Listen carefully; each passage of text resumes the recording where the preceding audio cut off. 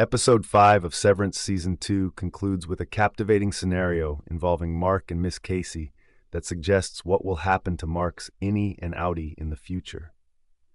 Severance Season 2 resumes in the Lumon building in Episode 5 after a tour of one of its most bizarre story beats and locations in Episode 4.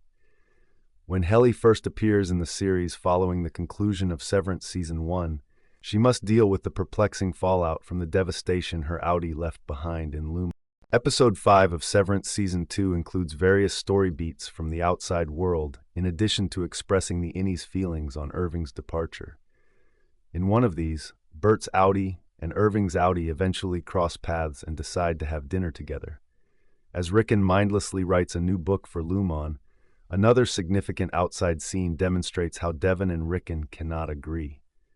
A compelling moment with Mark and Miss Casey that effectively sets up the next events occurs before the credits roll in the Severance Season 2 episode. In Severance Season 2, Episode 5, Mark first laments that he hasn't seen any indications of reintegration since the day Ragabi performed the procedure. However, something in him abruptly changes as he speaks with Ragabi about Gemma for a short while and sees some of her old possessions. Thus, when he unexpectedly finds himself inside the Lumon building, he observes the first indications of reintegration. He encounters Miss Casey, who recites her wellness director lines as he makes his way farther down one of its hallways. Before, it was thought that the board had granted Mark's request and made arrangements for his former teammates to come back when he asked them to. Lumon's reforms and new benefits for the laid-off staff also appeared to be a new strategy he wanted to use to make sure the MDR personnel faithfully performed their jobs. But according to Milchick's performance appraisal, he came up with the notion to treat the employees more humanely. Giving them greater autonomy and treating them like people, in his opinion, would increase their sense of worth and ultimately boost their output. Milchick's prior desire to treat the workers more humanely implies that, on a deeper level, his moral principles do not coincide with Lumon's. The innies are treated like less than human by the firm, and Helena even refers to them as animals, but Milchick loves them.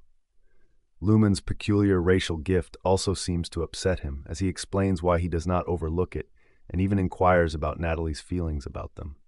The episode may be hinting to Milchick's possible change of loyalty by progressively demonstrating how he is beginning to doubt Lumon's methods. Severance has already alluded to Irving and Lumon's lengthy relationship. Lumon's official LinkedIn profile indicated he had been at MDR for 9 years, whereas his innie claimed to have worked there for 3. This suggests that he was either an unsevered employee of the corporation or a severed employee in another Lumon department prior to joining MDR as a severed worker. Because of his involvement with the corporation, his outie appears to be aware of the exports hall. Irv's military past has also been alluded to in the Apple TV Plus sci-fi series. Irving urged Dylan to hang in there in the last seconds of Severance Season 2 Episode 4 before Milchick fired him from Lumon for good. In Episode 5, Dylan eventually makes the connection and understands that Irv's parting remarks were directing him to a hang-in-there poster in Lumon's break room. He notices a map below the billboard that not only provides instructions to the exports hall, but also a rough layout of their level. Since the exports hall leads to the testing floor, where Gemma is probably being held, this information is an important turning point in the Felicia from O&D recognized the exports hall from the sketch in Irv's notebook when they first met in the early episodes of Severance Season 2.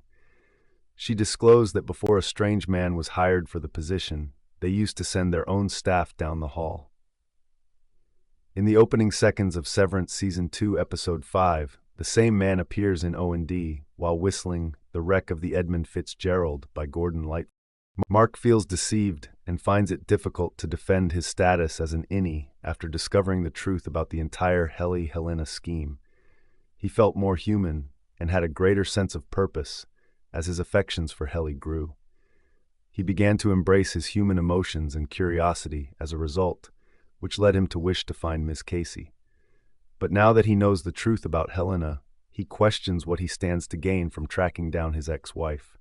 He chooses to keep his head down and concentrate on his MDR work as a result. He has no idea that his Audi has other ideas. Like Miss Casey, Miss Wong comes across as a bit too robotic, and in Severance, she even demonstrates unshakable commitment to Lumon. She even requests that Milchick refrain from allowing the MDR employees to attend a funeral for Irv in Severance Season 2, Episode 5. It's difficult not to assume she works part-time like Miss Casey, given her lack of compassion and detached demeanor. It appears that she never exits the Lumon building, just like Casey, and she has no Audi. She may have been assumed dead in the outside world because she works at Lumon rather than attending school. Following her traumatic experience on the severed floor, Helena encounters Drummond, who urges her to resume her job as her innie. Drummond reassures Helena that her four tempers will quickly realign when she exhibits resistance. Keir Egan's phrase of taming the four tempers is brought to light by Drummond's statement. Drummond's blindness to dedication to the Keir Egan religion is demonstrated by his expectation that Helena will have all four of her tempers subdued in perfect harmony in Severance. It emphasizes that anyone connected to the Egan family heritage is supposed to follow a specific set of guidelines and conduct, which is why Helena secretly despises her Audi.